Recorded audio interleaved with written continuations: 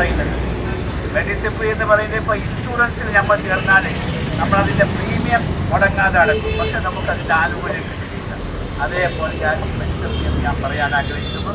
മെഡിസെപ്പ് നമ്മൾ ചേരുമ്പോൾ പറയും എല്ലാവിധ ആനുകൂല്യം, ഇത് ആശുപത്രിയിൽ പോയാൽ പറയും അത് ചെറിയ പരിക്കും തലവേദനയ്ക്ക് മാത്രമേ മെഡിസെപ്പിൽ ആനുകൂല്യം കിട്ടൂ, വലിയ രോഗത്തിനില്ല.